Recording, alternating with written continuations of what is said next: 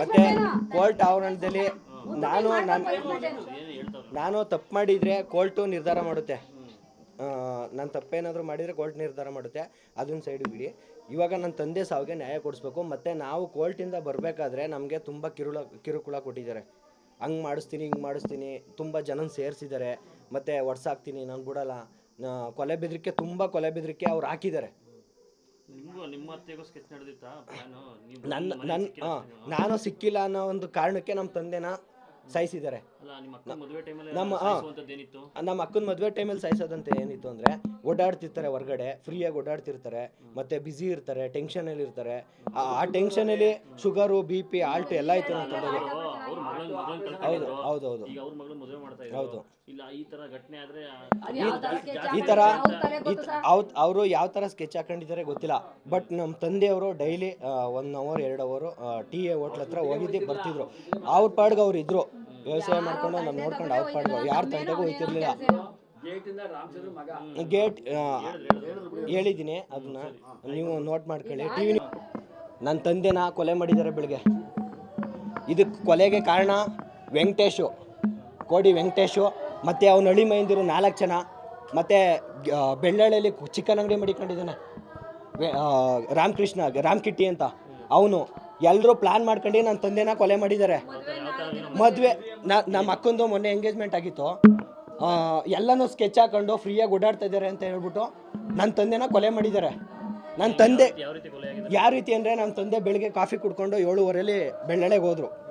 ಬೆಳ್ಳಳೆಗೆ ಹೋದ್ಮೇಲೆ ನಮ್ಮ ತಂದೆನ ವಾಚ್ ಮಾಡಿ, ಪ್ರತಿದಿನ ವಾಚ್ ಮಾಡಿ, ಮತ್ತು ನೈಟು CC ಕ್ಯಾಮ್ರಾ ಎಲ್ಲ ಹಾಕ್ಸಿದ್ದೀವಿ ಮನೆಗೆ, ನಮ್ಮ ಸೇಫ್ಟಿಗೆ ಅಂತ ಹಾಕ್ಸ್ಕೊಂಡಿದ್ದೀವಿ. ಎಲ್ಲ ವಾಚ್ ಮಾಡಿಕೊಂಡು, ಮತ್ತು ಡೈಲಿ ಹೋಗ್ಬೇಕಾದ್ರೆ, ಕಾರಲ್ಲಿ ಹೋಗ್ಬೇಕಾದ್ರೆ ಸ್ಪೀಡಾಗಿ ಬರೋನು ನಿಧಾನಕ್ಕೆ ಬಂದು ಸ್ಲೋ ಮಾಡ್ಕೊಂಡು ನೋಡ್ಕೊಂಡು ಹೋಯ್ತಿದ್ದ, ಗುರಾಯಿಸ್ಕೊಂಡು ಹೋಯ್ತಿದ್ದ. ಮತ್ತು ಕೋಡಿ ವೆಂಕಟೇಶ್ ಅನ್ನೋನು, ಅವನಿಗೆ ಶಿಕ್ಷೆ ಆಗಲೇಬೇಕು, ಇಲ್ಲ ನನ್ನ ಕೈಗೆ ತಂದು ಒಪ್ಪಿಸಿ. ನನ್ನ ಕೈಗೆ ಕಾರಣ ಏನು ಅಂತ ಗೊತ್ತಿಲ್ಲ, ಹಳೆ ದ್ವೇಷ ಅಷ್ಟೇ. ಏನು ದ್ವೇಷ ಅಂದರೆ, ಚೆನ್ನಾಗಿ ಬೆಳೀತವ್ರೆ ಅನ್ನೋದೊಂದು ದ್ವೇಷ, ಮತ್ತು ಪರ್ಸ್ನಲ್ ಪ್ರಾಬ್ಲಮ್ ಒಂದು ಸ್ವಲ್ಪ ಇತ್ತು. ಸರಿನಾ? ಮಾಡದೇ ಇರೋದಕ್ಕೆ ಅವರು ನಮ್ಮ ಮೇಲೆ ತಪ್ಪು ತಿಳ್ಕೊಂಡಿದ್ದಾರೆ.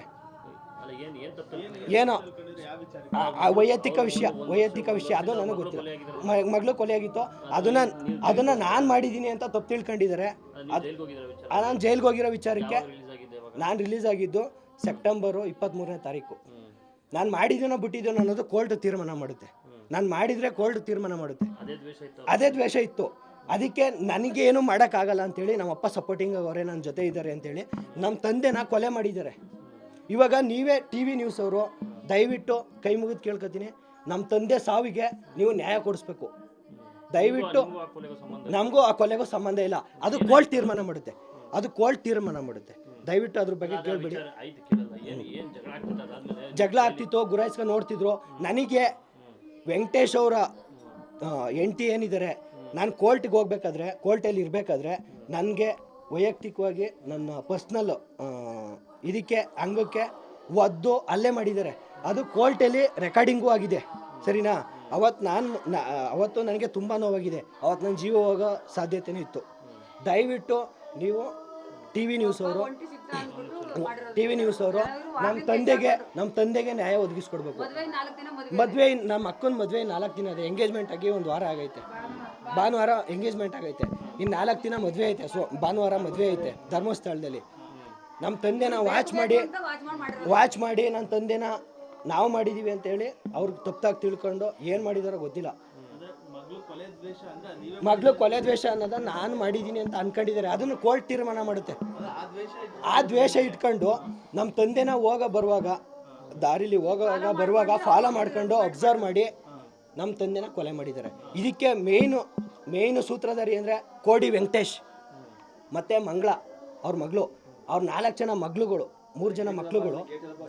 ಗೇಟಲ್ಲಿ ಒಬ್ಬ ರಾಮಚಂದ್ರ ಅಂತ ಒಬ್ಬ ಇದ್ದಾನೆ, ರಾಮಚಂದ್ರನ ಮಗ ಅಂತ ಒಬ್ಬ ಇದ್ದಾನೆ, ಅವನೊಬ್ಬ. ಮತ್ತು ಬೆಳ್ಳಳೆ ರಾಮಕೃಷ್ಣ ಅಂತ ಚಿಕನ್ ಅಂಗಡಿ ಮಾಡಿಕೊಂಡಿದ್ದಾನೆ.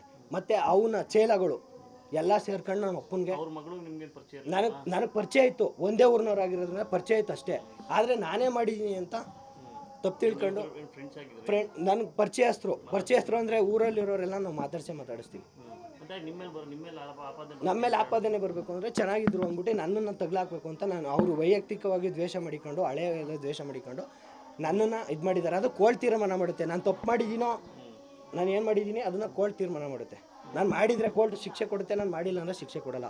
ಈಗ ನಮ್ಮ ತಂದೆಗಾಗಿರೋ ಅನ್ಯಾಯನ ನೀವು ಟಿ ವಿ ನ್ಯೂಸ್ ಅವರು ದಯವಿಟ್ಟು, ನಮ್ಮ ತಂದೆ ವ್ಯವಸಾಯ ಮಾಡ್ತಿದ್ರು, ಇವಾಗ ಹಾರ್ಟ್ ಆಪ್ರೇಷನ್ ಆಗಿತ್ತು, ಶುಗರ್ ಪೇಷಂಟ್ ಅವರು, ಎಲ್ಲೂ ಓಡಾಡಕ್ಕೆ ಆಯ್ತಿರ್ಲಿಲ್ಲ. ಹಂಗೂ ಆದರೂ ಏನೋ ಮಗಳು ಮದುವೆ ಅಂದ್ಬಿಟ್ಟು ಓಡಾಡ್ತಿದ್ರು, ಕಷ್ಟಪಟ್ಟು ಏನೋ ಮಾಡ್ತಿದ್ರು. ನಾನು 8 ತಿಂಗಳಿದ್ದೆ. ಮತ್ತು ಅಲ್ಲಿ ನ್ಯಾಯಾಧಿಕಾರಿಗಳು ಎಲ್ಲ ಪರಿಶೀಲನೆ ಮಾಡಿ ಹುಡ್ಗೊಂದು ಏನೂ ತಪ್ಪಿಲ್ಲ ಅಂತೇಳಿ ಅವ್ರು ಬೇಲ್ ಕೊಟ್ಟಿರೋ. ಸುಮ್ಮನೆ ಯಾರು ಬೇಲ್ ಕೊಡಲ್ಲ. ನಾನು ಬಂದು 8 ತಿಂಗಳಾಯಿತು. ಸೆಪ್ಟೆಂಬರು 23ರಲ್ಲಿ ನಾನು ಬಂದಿರೋದು ಹೊರಗಡೆ.